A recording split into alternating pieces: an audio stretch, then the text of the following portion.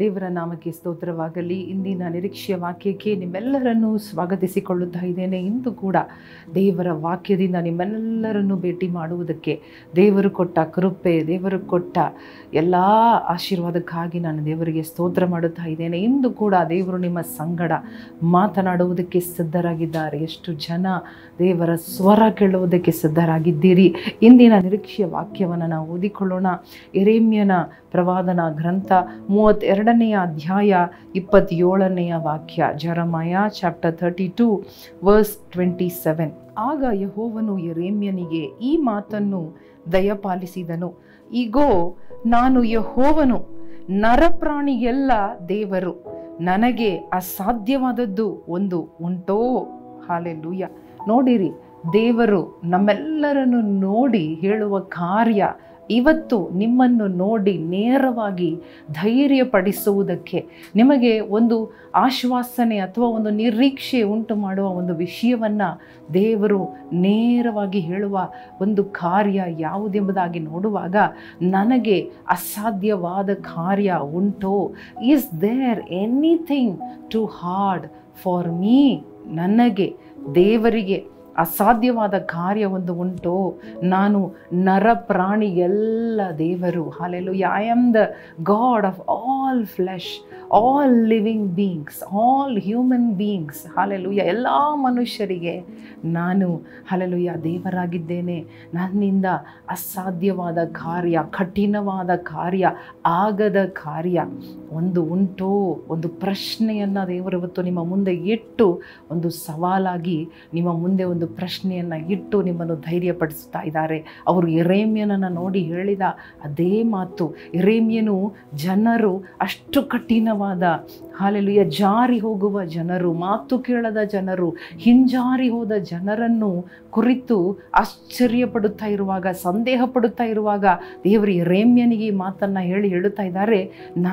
ನನಗೆ ಅಸಾಧ್ಯವಾದದ್ದು ಒಂದು ಇಲ್ಲ. ಆದ್ದರಿಂದ ನೀನು ಧೈರ್ಯವಾಗಿ ನಾನು ಹೇಳುವುದನ್ನು ಹೇಳು, ನಾನು ನಿನ್ನ ಸಂಗಡ ಇದ್ದು ಕಾರ್ಯ ಮಾಡುತ್ತೇನೆ ಎಂಬುದಾಗಿ ಹೇಳಿದ ಅದೇ ಮಾತು. ಸಾರಳು ಗರ್ಭ ಸತ್ತು ಹೋಯಿತು. ನನಗೆ ಇನ್ನು ಮುಂದೆ ಮಗು ಆಗುತ್ತದಾ? ನಾನು ಗರ್ಭಿಣಿ ಆಗುತ್ತೇನಾ? ನಾನು ಮೊಲೆ ಕೊಡುತ್ತೇನಾ? ನನ್ನ ಕೈಯಲ್ಲಿ ಒಂದು ಮಗು ಬರುತ್ತದಾ?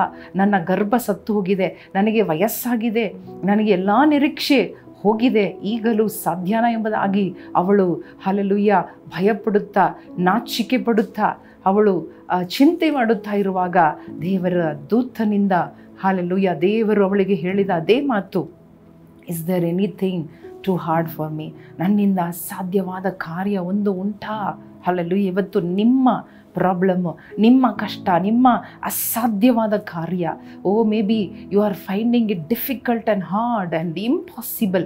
ನಿಮ್ಮ ಜೀವನದಲ್ಲಿರುವ ಆ ಪರಿಸ್ಥಿತಿ, ನನಗೆ ಇದು ಕಠಿಣ, ಇದು ಆಗುವುದಿಲ್ಲ, ಇದು ಸಾಧ್ಯವಿಲ್ಲ ಎಂಬುದಾಗಿ ಅನ್ನುತ್ತಾ ಇರುವ ಆ ವಿಷಯದಲ್ಲಿಯೇ ದೇವರು ಹೇಳುತ್ತಾ ಇದ್ದಾರೆ. ಹಾಲೆಲೂಯ. ಯೆರೆಮೀಯನಿಗೆ ಹೇಳಿದ ಅದೇ ಮಾತು, ಸಾರಳನ್ನು ನೋಡಿ ಹೇಳಿದ ಅದೇ ಮಾತು, ಅವರಿಗೆ ಮಾತನ್ನು ನೆರವೇರಿಸಿದ ಅದೇ ದೇವರು ನಿಮ್ಮನ್ನು ನೋಡಿ ಹೇಳುತ್ತಾ ಇದ್ದಾರೆ, ನನ್ನಿಂದ ಎಲ್ಲವೂ ಸಾಧ್ಯ. ಹಾಲೆಲೂಯ. ನಿಮ್ಮ ಜೀವನದಲ್ಲಿ ಎಲ್ಲವನ್ನೂ ಸಾಧ್ಯ ಮಾಡುವ ದೇವರು ನಿಮ್ಮ ಸಂಗಡ ಇರುವಾಗ ಹಾಲೆಲೂಯ ಅಸಾಧ್ಯವಾದ ಪರಿಸ್ಥಿತಿಯನ್ನು ಕಂಡು ನೀವು ಸೋತು ಹೋಗುವುದು ಬೇಡ. ಆಮೇನ್. ಕಣ್ಣು ಮುಚ್ಚಿ ಪ್ರಾರ್ಥನೆ ಮಾಡೋಣವ.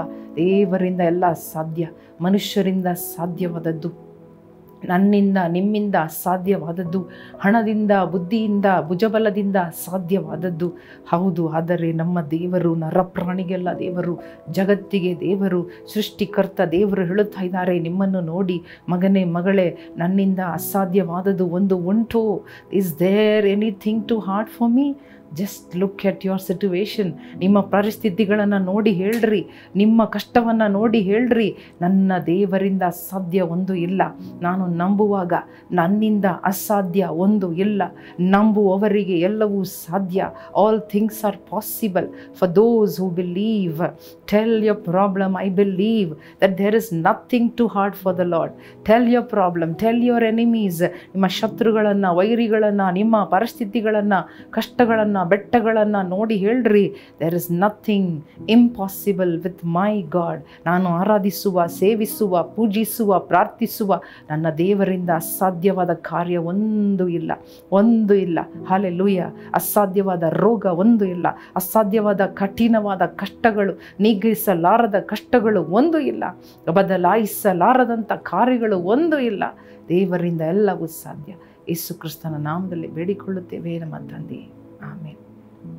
ಪ್ರಿಯ ಸಹೋದರ ಸಹೋದರಿಯರೇ, ದೇವರು ಹೇಳಿದ ಮಾತನ್ನು ಹಿಡ್ಕೊಳ್ರಿ. ದೇವರಿಂದ ಎಲ್ಲವೂ ಸಾಧ್ಯ, ದೇವರಿಗೆ ಅಸಾಧ್ಯ ಒಂದು ಇಲ್ಲ. ದೇವರು ನಿಮ್ಮನ್ನು ಆಶೀರ್ವದಿಸಲಿ. ಆಮೇನ್.